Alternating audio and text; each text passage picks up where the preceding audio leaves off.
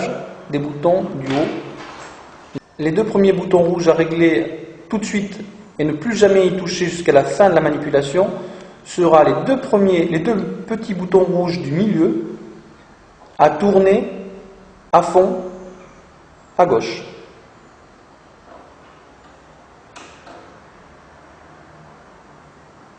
La deuxième chose à faire, ce sera de tourner le gros bouton rouge de façon à obtenir à l'écran un trait continu.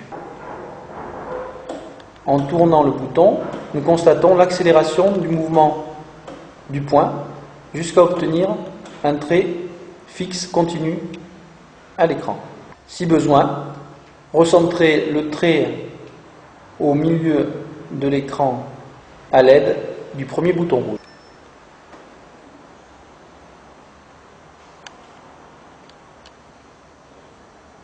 Quand le trait traverse complètement l'écran, le réglage est bon.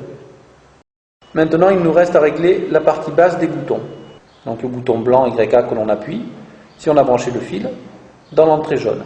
De la même façon, on appuiera sur le bouton YB si l'on branche les fils sur la voie bleue. En appuyant sur la touche YB, on constate qu'à l'écran disparaît le trait correspondant à la voie jaune qui était en bas et apparaît un trait en haut qui correspond à la voie B. Si l'on veut visualiser à l'écran simultanément les deux voies A et B, pour cela, on appuie sur le bouton du centre intitulé Dual. Apparaît donc à l'écran deux traits, le trait du bas correspondant à la voie jaune YA et le trait du haut correspondant à la voie bleue YB. Maintenant, il faut ramener chacun des traits sur l'axe horizontal. Donc tout d'abord, on va régler la voie A. Pour cela, on appuie sur le bouton YA.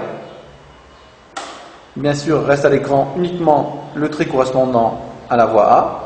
Et à l'aide du petit bouton jaune, on monte ou on descend le trait de façon à le placer exactement sur le trait central correspondant à l'axe des abscisses. On procède de même avec la voie B. On appuie donc sur le bouton YB.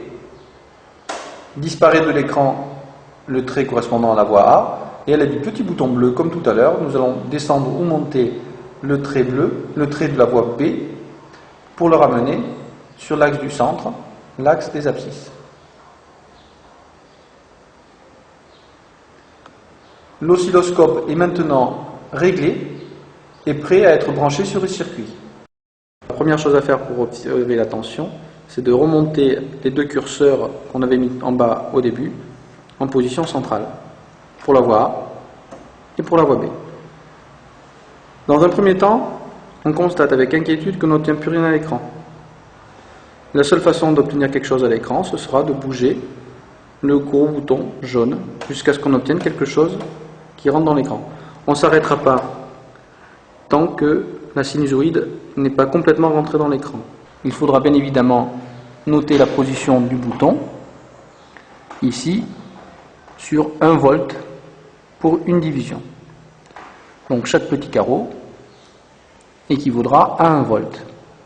Une grosse division est séparée en 5 et chaque petite séparation correspond à 0,2. Donc nous pouvons lire ici un maximum à 2,5 et non pas 2,25. Pour visualiser maintenant la voie B, il suffit d'appuyer sur la touche YB. À l'écran disparaît la voie A et apparaît la sinusoïde correspondant à la voie B, que l'on peut régler à l'aide du gros bouton bleu pour agrandir ou diminuer la sinusoïde. Si on veut observer à l'écran les deux sinusoïdes simultanément, on appuie sur la touche centrale Dual et apparaît à l'écran deux sinusoïdes, une correspondant à la voie A et une autre correspondant à la voie B. On constate que les deux courbes sont déphasées.